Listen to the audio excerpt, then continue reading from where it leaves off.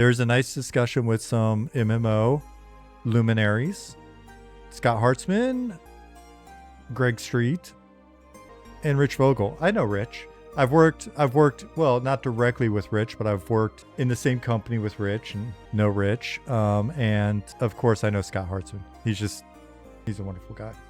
Look at that smile. He's a bundle of positivity. Anyways, they're talking about it. And the question was, do you believe there are still enough players potentially interested in an MMORPG? Or is that just a pipe dream? Given that the older generation has way less time and the new generation is taken in by other genres. Scott Hartzman responds with the closing response of the article.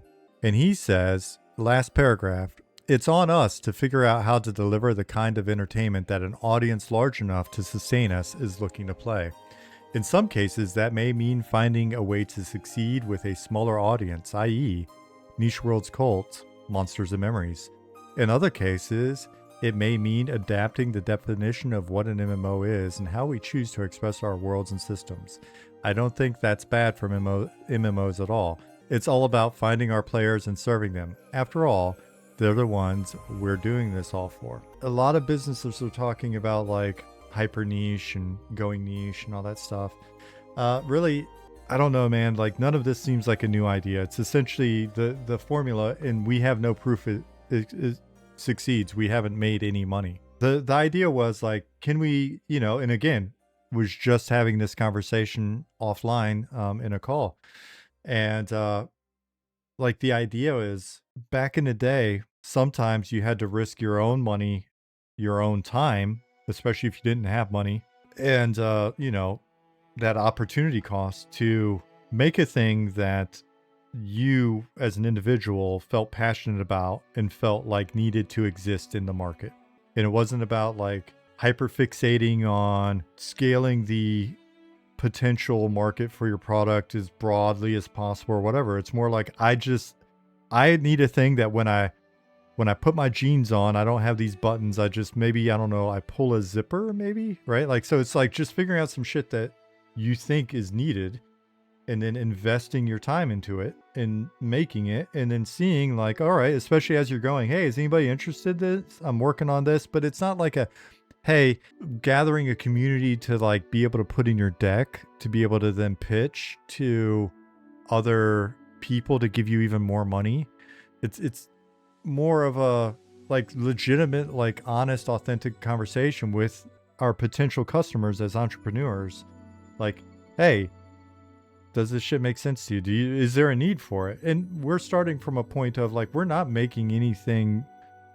This concept isn't absolutely something that's absolutely created like out of thin air and going, oh wow, cool, there's a market.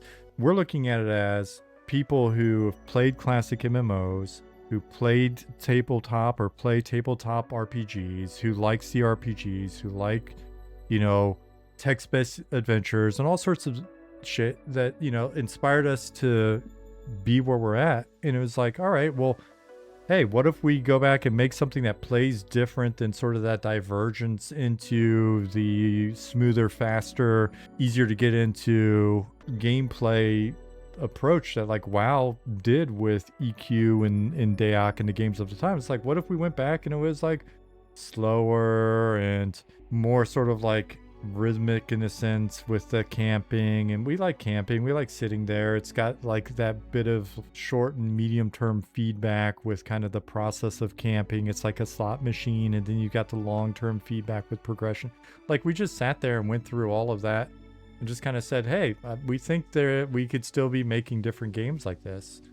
And so when people are like, oh, you're just making EQ, it's like, no, man, we are to EQ what EQ was to Turtle Mud and D&D and stuff like that, right? Like we're just kind of looking at this evolution, but what we're really trying to do is go back and go, what inspired the people that made EverQuest and made Dark Ages and made Final Fantasy 11? Well, Final Fantasy 11, I guess that was probably EverQuest, but they have their own backgrounds, or like Asheron's Call and stuff, right? So it's like all the way back to the music, all the way back to the art. Yeah, people are like, oh, you're just making D&D, the people critiquing EQ. But it's like, EQ for a lot of us was like, it was D&D online before there's D&D online, right? As Van said, played the Mud Legends of Terrace on AOL. Oh, dude. And it's funny. Terrace, familiar name. So love that world. So excited for a 3D Mud when I read about EverQuest and PC Gamer Magazine. Yeah, and that was the thing. That's what so many of us were looking for. Is just like, we just wanted this big shared RPG world. Feel the same sort of excitement for Eminem. Really appreciate it.